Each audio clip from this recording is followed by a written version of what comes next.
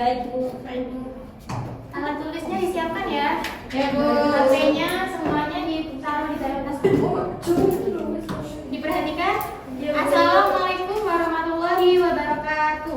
Waalaikumsalam warahmatullahi wabarakatuh. Masih semangat hari ini? Masih. Semangat ya. Gimana kabarnya hari ini anak-anak? Alhamdulillah luar biasa. Allahu Akbar.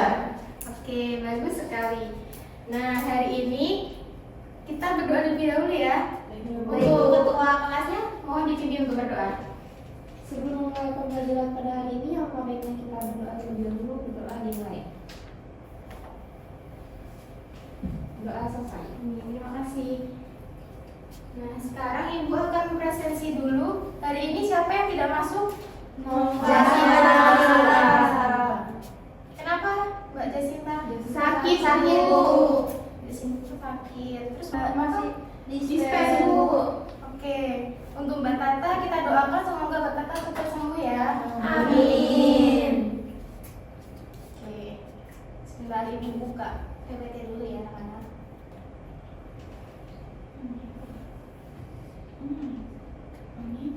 Nah, coba diperhatikan dua gambar ini. Ada yang tahu perbedaannya? Yang tahu, satu warna berwarna, satunya bersih. Ini gambar apa? Sungai. Ya, untuk yang gambar satu ini tercemar oleh sampah. Sampah. Kalau yang untuk gambar kedua Bersih. jernih dan murni. Oke, bagus. Nah, hari ini kita akan belajar tentang keseimbangan lingkungan. Contohnya sungai. Oke. Nah, siapa yang tahu untuk melihat kualitas dari sungai itu kita dapat mengukur dari apa saja? Dari Warna. kualitas air. Terus warna, baunya. Oke. Nah, dari kualitas air itu kita dapat menentukan dengan menguji pH. Oke. Nah, hari ini kita akan belajar untuk mengetahui kualitas air dengan menguji pH ya. Nanti kita akan melakukan praktikum. Kalian sudah membawa ini yang Ibu? Kita Sudah, Bu. Bu. Oke.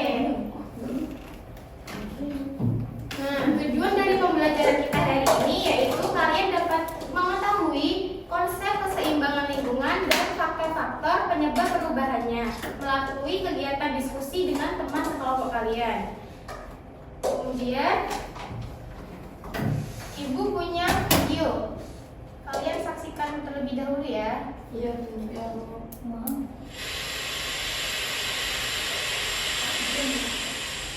Kondisi sungai di kota Yogyakarta semakin mengkhawatirkan oleh banyaknya sampah yang dibuang warga. Darurat sampah membuat aktivitas pembuangan sampah di 3 sungai meningkat signifikan. Pemerintah kota Yogyakarta kewalahan untuk mengatasi sampah yang dibuang di sungai karena baru saja dibersihkan, tak menunggu waktu lama sampah-sampah kembali bermunculan.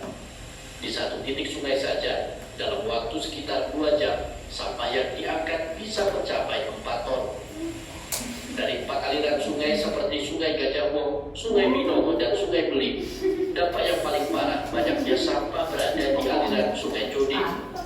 Oleh karena itu, pemerintah kota Yogyakarta melalui Dinas Lingkungan Hidup kini tengah mengkaji untuk penerapan sanksi tegas bagi warga yang nekat membuang sampah ke sungai. Seperti aturan yang sudah berlaku bagi pembuang sampah liar di tepi jalan raya dan lahan kosong. Ya, ini masalah jadi PR kita bersama seperti itu, bagaimana menyelesaikannya seperti itu. Ya, penegakan hukum ya nanti pasti ke depannya kita akan lakukan juga, karena mau tidak mau permasalahan lingkungan itu instrumen yang paling itu ya penegakan hukum seperti itu. Sampah telah memperburuk pencemaran sungai sehingga merusak ekosistem dan memperparah perkembangan bakteri E. coli. Pemerintah kota Yogyakarta juga tengah mengkaji untuk pemasangan CCTV di sejumlah titik sungai dan juga pemasangan jaring sampah. Harian Maja, Jogja TV. Oke. Dari video tersebut kalian dapat menyimpulkan seperti apa anak-anak? Bahwa sampah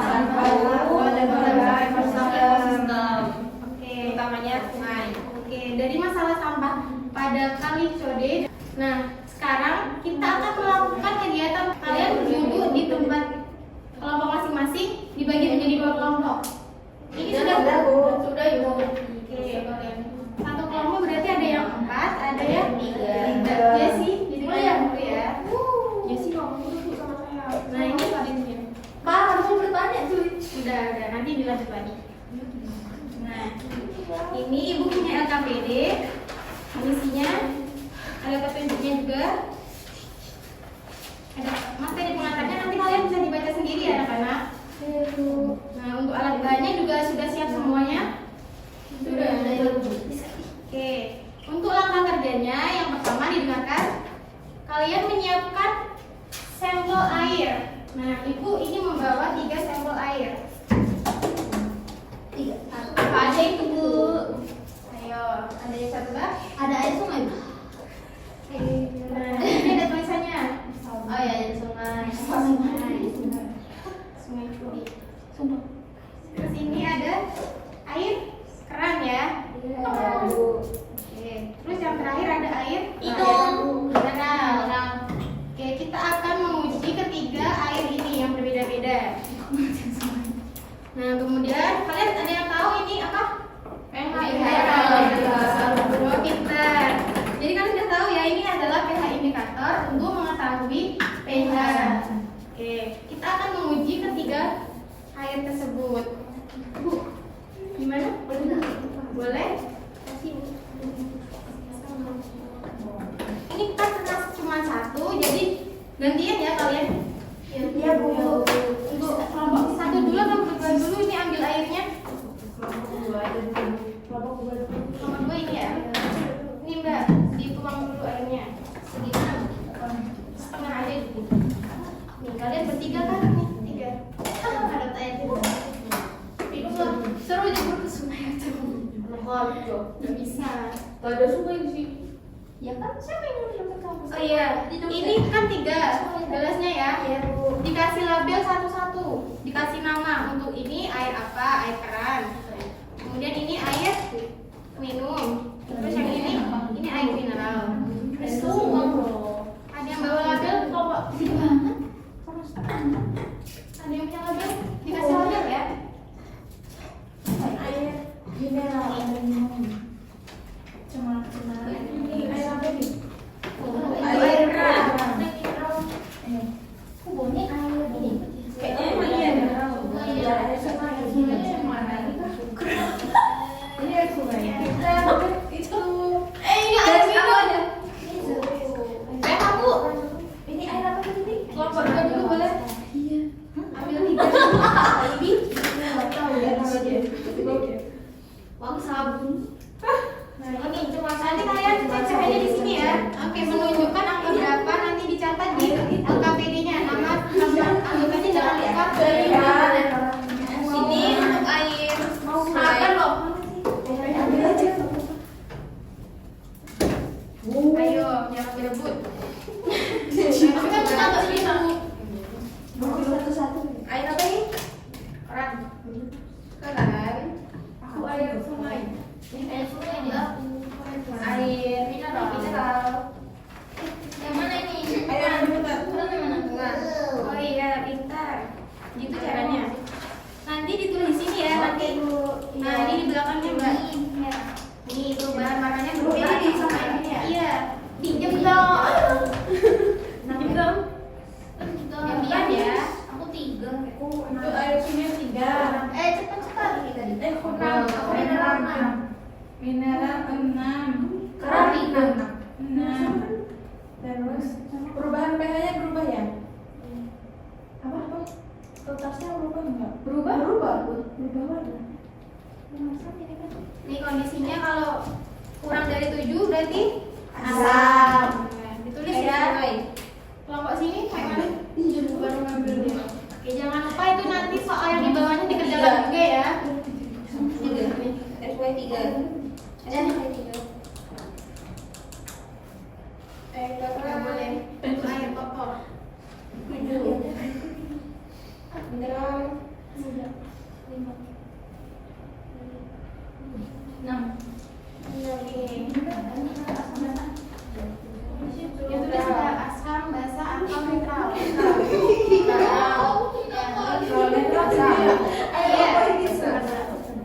Kalau kurang dari 7 berarti apa?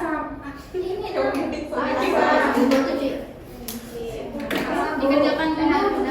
Diskusinya ini ya yang kompak. Ya Bu.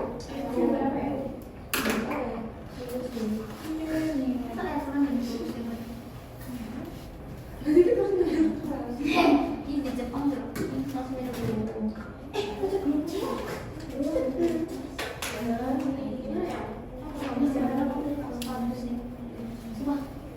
Kalian kerjakan soalnya habis ini kalian presentasi di depan ya anak-anak. Ya, Bu. Ayo baca. Bagaimana? Mau ngisi soal? Kerjakan ini. Sampahnya nanti dikumpulin ya, jangan berantakan. Kerjakan dulu tuh soalnya. Udah, Bu. Udah semua. Kelompoknya kelompok 1 udah siap untuk presentasi. Sudah, Bu. Sudah juga siap, Bu. Oke, siapa dulu? Sini Bu. Siapa dulu? Coba Kita ibu dulu Bu. 1, 2, 3. Ya. Itu dulu ya, saya duluan. Lagi maju. Lihat semuanya maju ya. Kan. Presentasi sendiri deh. Udah presentasi sendiri, Bu. Baik. Ayahku itu. Assalamualaikum warahmatullahi wabarakatuh. Belum. Ketinggalan. Banyak baca sih. Assalamualaikum warahmatullahi wabarakatuh. Waalaikumsalam warahmatullahi wabarakatuh. Kita dari kelompok 2, saya Larissa. Saya Jian. Ayo yang serius. Tapi aku. Tapi perhatikan bundanya. Nggak kuat ada penemu. Ayo Ini. jadi kami akan mempresentasikan hasil pengecekan kami terhadap pH air, yaitu ada sumber sampel airnya, yaitu ada 3, air keran, air semai, air mineral. Nah, perubahan warna pada air keran itu hijau tua, berarti nilai pH-nya 7. Yang diartikan netral, air sungai merah bata, nilai pH-nya 3. Bersifat asam, air mineral hijau muda, bersifat asam juga. Nah, untuk menjawab pertanyaannya itu, sampel air manakah yang paling rendah? Nah, sampel air sungai memiliki pH paling rendah. Kemudian sampel manakah yang paling tinggi? Yaitu air mineral lebih tinggi. Oke. Terus hubungannya itu karena nilai pH yang mencerminkan kondisi terhadap air tersebut. Nah, menurut kelompok kita, organisme air tidak mampu beradaptasi dengan cepat terhadap perubahan pH. Nah, 2 contoh perilaku manusia yang mengalami pH itu adalah pertama, penggunaan pupuk secara berlebihan. Kedua, pembuangan limbah cair. Masih ada yang ingin ditanyakan teman-teman kelompok 1 ada yang ingin bertanya? Tidak dulu. Sekian presentasi dari kelompok kita.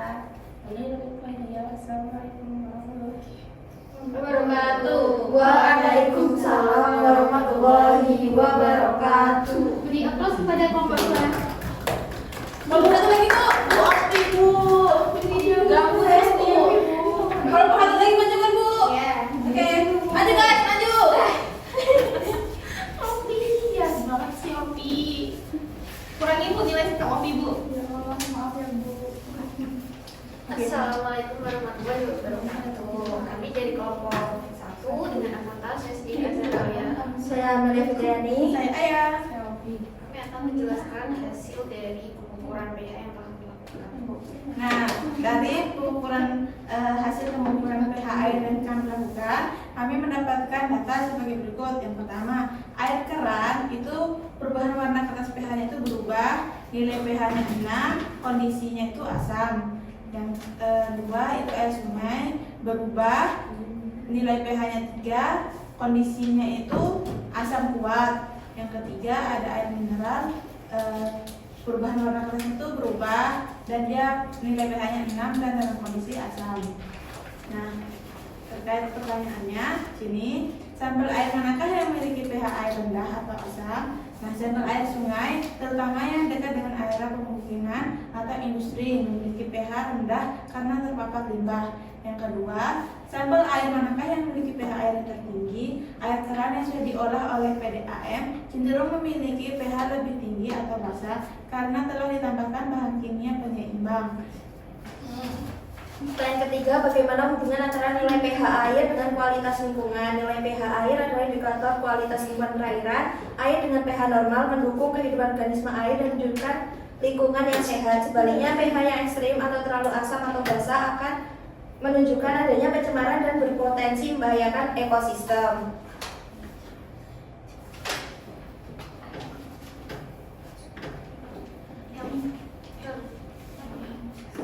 Yang nomor 4, menurut kelompok kalian apa dampak dari perubahan pH air terhadap kehidupan organisme akuatik? Perubahan pH dapat menyebabkan ikan dan mikroorganisme tidak dapat bertahan hidup. Reproduksi organisme air terganggu dan keanekaragaman hayati akan menurun.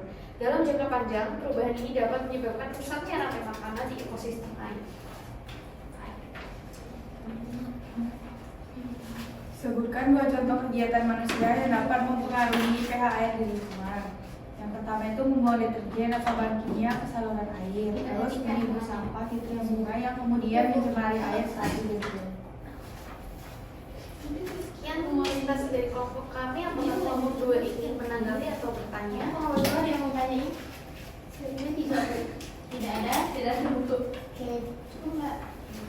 Presentasi kami tutup. Wassalamualaikum warahmatullahi wabarakatuh. Waalaikumsalam warahmatullahi wabarakatuh. Oke. Nah, setelah kalian melakukan praktikum sederhana yang sudah dilakukan tadi, gimana perasaannya? Seru. Oke, besok mau lagi praktikum? Oke. Tapi yang di lab. Yang di lab. Nanti kita praktikumnya di kelas 11 aja ya. Oke, siap Bu. Nah, mari kita simpulkan untuk pembelajaran kita pada siang hari ini. Kita belajar tentang pencemaran sungai. Nah, tadi faktor yang mencemari sungai ada apa? Sampah. Oke, contohnya sampah ya. Nah, pencemaran sungai oleh sampah itu dapat mengganggu ekosistem perairan akuatik. Jadi nanti ikan yang ada di dalam sungai itu bisa mati. Terus muncul mikroorganisme koli. Oke, bagus. Nah, sekarang Ibu akan mengadakan postes ya anak-anak. Baik, Bu. Kalian sudah belajar kan? Sudah, Bu. Oke. Sekarang kalian ini bisa di-scan. Boleh dipakai HP-nya? Waktu pengerjaannya 5 menit aja. Cuma 5 soal. 5 menit. Bisa? Ada yang terkendala? Bisa, Bu. Sini, selamat mengerjakan ya. Baik, Bu. Baik, Bu.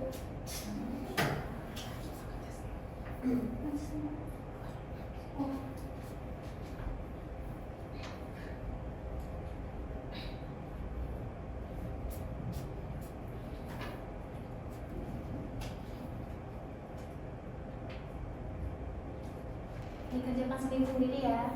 Baik, Bu. Sudah? Sudah, Bu.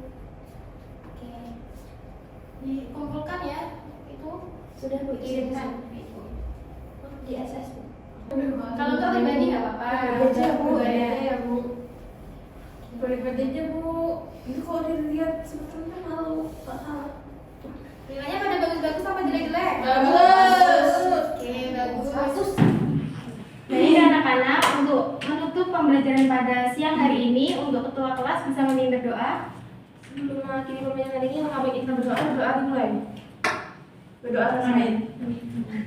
Terima kasih. Wassalamualaikum warahmatullahi wabarakatuh. Waalaikumsalam warahmatullahi wabarakatuh. Terima kasih Bu.